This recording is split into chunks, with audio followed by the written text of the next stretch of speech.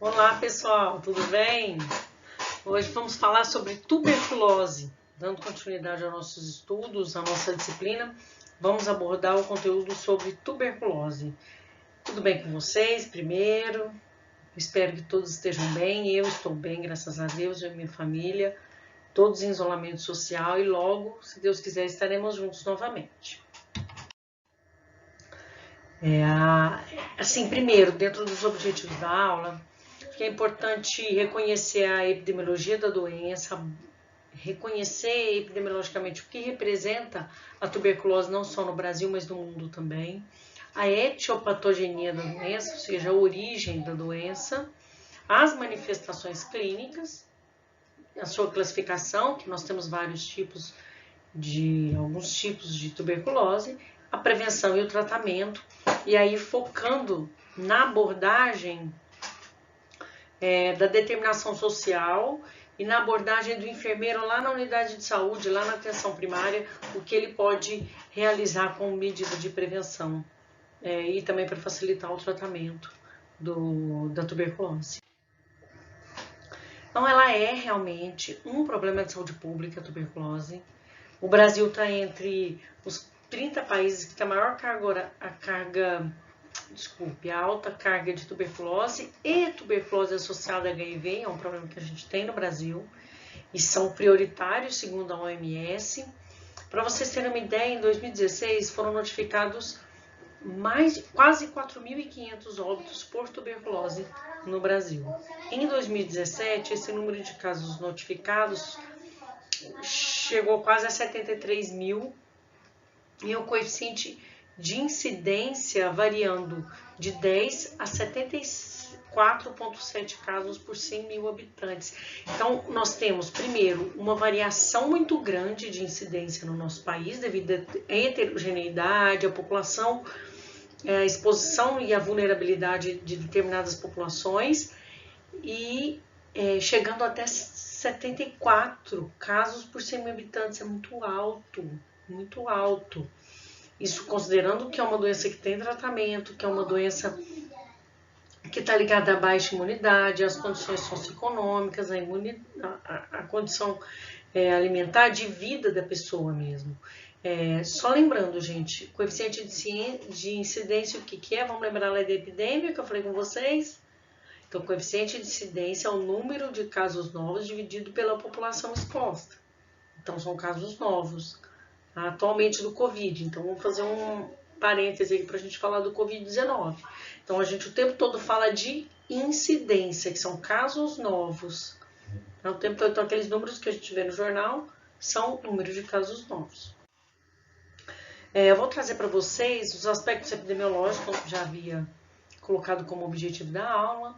Então, nós temos aqui, esses dados são de 2017. A gente consegue perceber aqui os estados brasileiros, onde está mais escuro é onde nós temos a incidência, coeficiente de incidência, deixa eu marcar que foi melhor para você ver, coeficiente de incidência de tuberculose. Então, o mais escuro é o que vai do coeficiente de 50 a 74, o mais claro é menor do que 30. Então, para vocês terem uma ideia, gente, São Paulo, que é o estado que tem o maior desenvolvimento econômico do país, ele não está com menor incidência, ele está na incidência média. E aí nós temos Rio de Janeiro, que é um problema sério, não só tuberculose, mas também HIV, e sempre foi, e o Amazonas. Então nós temos aqui esses dois estados com uma prevalência altíssima da tuberculose, e outros como Minas, Goiás, Paraná, Santa Catarina, e dentre outros, que tem uma menor incidência.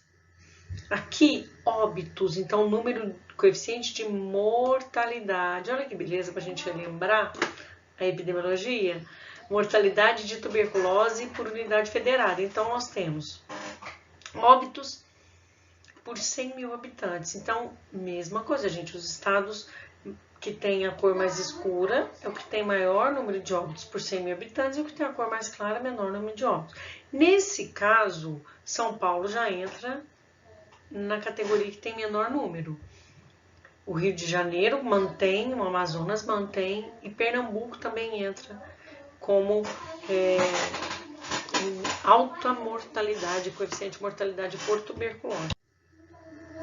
Essa curva, ela apresenta a estimativa, o coeficiente de incidência de tuberculose no Brasil, são os valores que foram observados de 2001 a 2014, e daí em diante, como esse gráfico é de 2015, ele traz como estimativas de 2020 até 2035, então daí em diante. Então, ó, então nós temos aqui a curva real, teve um aumento aqui em torno de 2002, uma queda até 2014, e aqui eles continuam como estimativa. Essa estimativa é feita a partir de um cálculo estatístico. Então, dentro do cenário atual, continuaria dessa forma.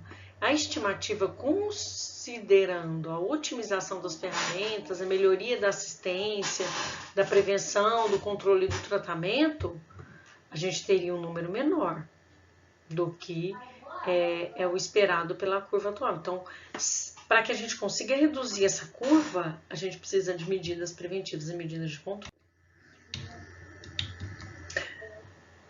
É emblemática essa figura que eu coloco aqui, porque ela traz o Rio de Janeiro, que tem alta morbidade, a incidência alta e a mortalidade também. Né? Então, a nível mundial é a principal causa de mortalidade, não é a principal causa de morte, mas nós temos como doença infecto-contagiosa ainda uma alta mortalidade e morbidade. No mundo, nós temos aproximadamente 1,7 bilhão de pessoas infectadas. O Brasil ocupa o 16º lugar entre os 22 países que têm a maior incidência dessa doença. Com uma prevalência, aí prevalência, gente, é total de casos, lembra? Novos e antigos. Prevalência de 58 para cada 100 mil habitantes. E 100 mil novos casos, 6 mil novos óbitos por ano. Então, o número de casos é muito alto. E isso repercute não só na saúde da população, mas no aumento da transmissão. Prevalência alta, você tem mais doentes, com risco maior de transmissão, apesar dela não ser uma doença que tem uma transmissão como uma influenza ou mesmo o Covid, mas aumenta a transmissão. Aumenta morbidade, internação, tratamento, custo para o serviço de saúde e custo humano em relação à qualidade de vida e bem-estar dessa população. O coeficiente de incidência da tuberculose vem diminuindo, e aí a gente tem todas as formas de tuberculose e a curva vem diminuindo, mas ainda é muito alto, viu, pessoal? A curva vermelha é a pulmonar, bacilífera, ou seja, que elimina, e a verde é a extrapulmonar. Então, a maior parte das formas são as pulmonares. Todas as formas pulmonares, bacilíferas, o que aumenta o risco de transmissão também, né? O percentual de cura e abandono é alto. Isso dificulta muito o tratamento e o controle da doença, porque a pessoa para de tratar ou não adere, ela ganha uma resistência a antibióticos. Então, é necessário, às vezes, até fazer genotipagem, mudar o antibiótico, o esquema, para tentar alcançar o resultado daquele tratamento. Houve uma queda da mortalidade acentuada nos 16 anos de 2006, pensando de 1990 a 2006, e as maiores taxas de mortalidade são no Nordeste e no Sudeste. Então, não é só o Nordeste, também no Sudeste tem alta mortalidade. As regiões Norte e Sudeste tem, Norte, Nordeste e Sudeste tem 50 casos em média para cada 100 mil habitantes. A prevalência é maior em homens e na faixa etária entre 45 e 59 anos. E a coinfecção entre tuberculose e HIV abrange cerca de 6,2% dos casos. A região sul e centro-oeste ela tem uma incidência menor, cerca de 30 casos para cada 100 mil habitantes. Já as regiões norte, nordeste e sudeste, como já falei, tem uma prevalência maior, né? E o Ministério da Saúde, ele faz em busca de novos casos. Então, quais são os principais sinais e sintomas da tuberculose para essa busca ativa, essas campanhas que tentam apresentar para a população os sinais e sintomas para que eles procurem o serviço de saúde. Então, os principais: tosse acima de 2 semanas, febre, sudorese noturna, perda de peso. São os principais sinais e sintomas da tuberculose. E que as campanhas sempre são voltadas. Se você tem tosse, febre no final da tarde, perda de peso, você deve procurar o serviço de saúde e realizar o diagnóstico ou o exame para a identificação da tuberculose. E é necessário sempre fazer busca ativa de caso suspeito. Então, se chega alguém na unidade de saúde, mas eu tenho um vizinho, eu tenho um parente, meu cunhado, meu genro, que tosse muito, essa tosse dele não para, ele emagreceu muito nos 2 últimos meses, é necessário que a gente faça a busca ativa e que essa pessoa venha até a unidade para realizar a baciloscopia, o exame para o diagnóstico, e, se necessário, a gente realmente realizar a visita domiciliar para a busca ativa. A implementação da terapia supervisionada é uma ferramenta importante para ajudar na adesão ao tratamento. Essa terapia supervisionada é ir até a casa da pessoa, oferecer e administrar a medicação. Mas é via oral. É oferecer e observar, é o que a gente chama de DOTS. Observar a pessoa recebendo aquela medicação, ingerindo aquela medicação. Tá? Sempre avaliar grupo de risco. Aglomeração. Aglomeração não é um show. Aglomeração é presídio, muitas pessoas no mesmo local fechado. São casas e residências em comunidades em que vivem 10, 12 pessoas numa situação de 2 cômodos, às vezes até 1. Profissionais de saúde que têm risco, que têm contato continuado e mesmo sem saber que a pessoa tem a tuberculose. Andarilhos, pela própria condição imunológica, hábitos de vida, as condições de vida. E a tuberculose teve um aumento acentuado com o advento da AIDS, que causa imunossupressão, e aí a tuberculose se tornou uma doença oportunista, chamada oportunista porque se aproveita da imunossupressão do doente.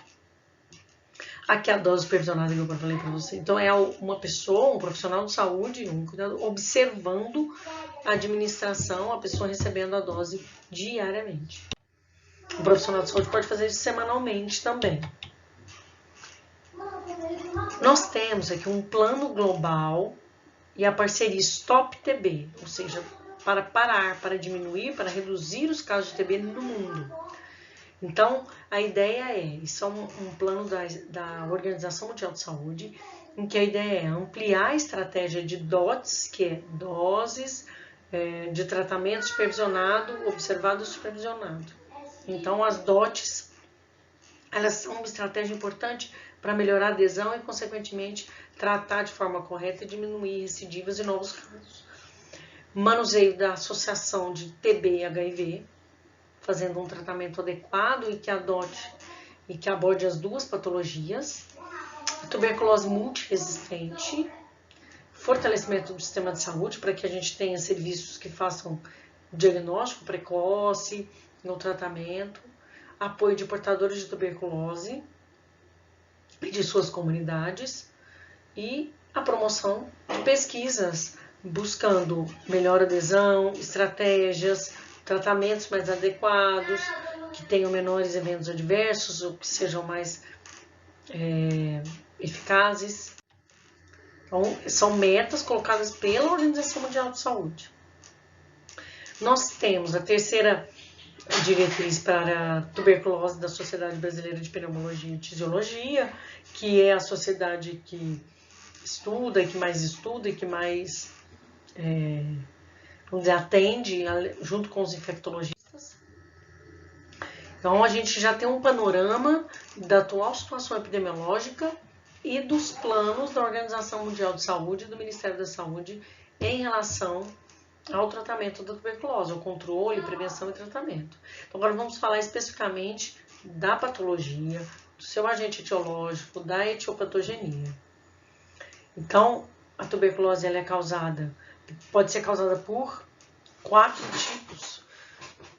tipos de bactérias, todas da família do que a gente chama de complexo Mycobacterium tuberculosis, que envolve a Mycobacterium tuberculosis, a Mycobacterium bovis, que está na BCG, que é a partir dela que a BCG é feita, a Mycobacterium africanum, Mycobacterium canete, Microte, Pinnipede e Caprae.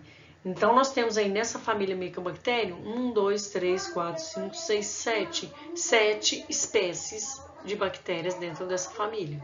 A mais importante delas, a mais comum, é a Mycobacterium tuberculosis. Vocês podem pensar, mas se a Mycobacterium tuberculosis é a mais comum, por que a vacina possui na sua composição Mycobacterium bovis? Porque a Mycobacterium bovis é a responsável por causar as formas mais graves. Apesar de ser mais prevalente a outra, ela é responsável pelas formas mais graves com maior mortalidade. Então, por esse motivo, a prevenção maciça da população de nascimento das formas mais graves. Esse bacilo, né, a Mycobacterium tuberculosis, é um bacilo álcool resistente, formado por bactérias aeróbicas, que não produzem toxinas, não são móveis, a sua reprodução é aumentada de 5 a 10% de CO2, e o tempo de geração dela é de 12 a 18 horas, e o seu crescimento é lento. A tuberculose não é uma doença que evolui rapidamente, é lenta, mas é progressiva e causa degeneração do tecido pulmonar. A parede celular dessas bactérias possui, a maioria dos casos, ela possui, em sua maior parte, né, 60% de lipídios, um ácido micólico, possui esteróis, também ésteres, e produzem niacina, nitrato e urease. Então, essas substâncias, né, a composição da própria bactéria, as substâncias que ela produzem, são estudadas para o tratamento e a constituição e construção de drogas que possam eliminar e tratar essa doença. O reservatório da tuberculose é o homem. O principal reservatório da tuberculose é o ser humano. A fonte de infecção é o indivíduo com a forma pulmonar e bacilífero, que a gente fala bacilífero, é o que elimina bacilos, né? Bacilos é uma forma da bactéria, a micobactéria. E o indivíduo infectado e bacilífero pode infectar durante um ano de 10 a 15 pessoas. Então, por isso a importância do tratamento precoce, para que essa pessoa deixe de ser bacilífero, deixe de eliminar os bacilos e não contamine essa quantidade de pessoas. Então, antes de um ano, quanto antes, identificar o tratamento. A Mycobacterium bovis também tem como reservatório o gado doente, mas o ciclo de transmissão é a partir do homem que acontece. Tá? O Mycobacterium, a transmissão do Mycobacterium tuberculosis é por via aérea de uma pessoa com TB pulmonar ou laríngea, que elimina os bacilos no ambiente para outra pessoa. Então, é respiratório, se elimina no ambiente. O termo bacilífero, como eu já falei para vocês, é aquela pessoa que elimina, né, os bacilos e que tem a baciloscopia positiva, ou seja, tem presença de bacilo no escarro. Essas gotículas exaladas pela pessoa que tem tuberculose também podem ser chamadas de gotículas de Flügger, é um nome diferente, mas que rapidamente se tornam secas e ficam dispersas no ar. É o que a gente chama de aerossóis, então elas se transformam em aerossóis, porque elas são menores do que 5 micras. Então elas aerolisam, e aí aerolizando, muito pequenas, elas ficam suspensas no ar por um tempo maior e alcançam distâncias maiores. Como eu já falei no slide anterior, uma pessoa infectada e bacilífera sem tratamento, ela pode infectar durante um ano de 10 a 15 pessoas. A transmissão. Então, voltando, as pessoas com cultura de escarro negativa ou com as formas extrapulmonares da tuberculose, elas são desprovidas de infectividade. O que isso quer dizer? Elas não transmitem. 15 dias após o início do tratamento, a transmissão já encontra-se muito reduzida. As crianças com tuberculose pulmonar, elas têm baciloscopia negativa, mas elas têm importância na cadeia de transmissão. E normalmente crianças, quando são positivas, quando têm tuberculose, ou são crianças HIV positivas, ou são crianças que convivem na mesma casa que outras pessoas com tuberculose. Elas se tornam também doentes de tuberculose positivas. O reservatório é o homem, que eu comentei com vocês já, a transmissão aerossóis, as principais lesões que geralmente se curam são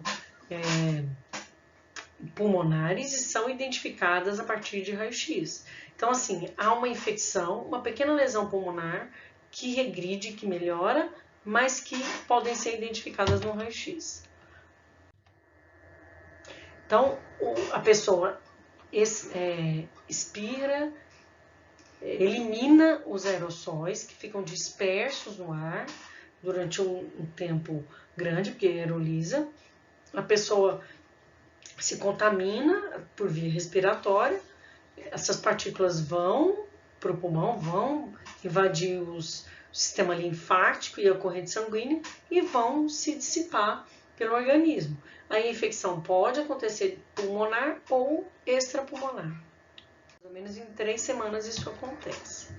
O período de incubação da tuberculose de 4 a 12 semanas tem maior probabilidade de desenvolver essa doença. Pessoas com piores condições socioeconômicas, precárias condições socioeconômicas, pessoas que têm uma infecção primária da doença, que apresentam que o micro-organismo, né, a cepa da bactéria tem uma alta virulência e que tem contato frequente com a fonte infectante, ou seja, mora no mesmo domicílio, trabalha junto, atende o tempo todo pacientes positivos, né, com tuberculose. A característica genética dessas pessoas, imunológica, se é uma infecção secundária, e a resposta imunológica que eu já comentei. Então, a pessoa que tem menor capacidade imunológica, ela tem um risco maior de desenvolver a doença. A transmissão, que a gente chama de transmissão plena, é o indivíduo eliminando o bacilo e sem tratamento. A pessoa bacilífera, ela está sem tratamento, eliminando o bacilo. Ela é reduzida depois de 15 dias do início do tratamento. As crianças, elas não são infectantes. Aí tem baixo poder de transmissão depois de 3 baciloscopias negativas a partir do tratamento. Então, é um controle que é feito após o início do tratamento. São feitas 3 baciloscopias, e aí o resultado negativo garante que essa pessoa não tem capacidade de transmitir mais. Dentro do ambiente hospitalar, um paciente que chega num pronto atendimento, que chega numa unidade de internação, com suspeita de tuberculose, ele vai internar com suspeita de tuberculose em isolamento respiratório. Então, o profissional vai ter que se paramentar, usar N95, avental, luvas, tudo específico. Ele vai estar em isolamento respiratório, no quarto privativo, até excluir essa suspeita. Confirmou a suspeita? Inicia o tratamento e aí tem as baciloscopias negativas para esse paciente sair do isolamento e voltar à sua casa.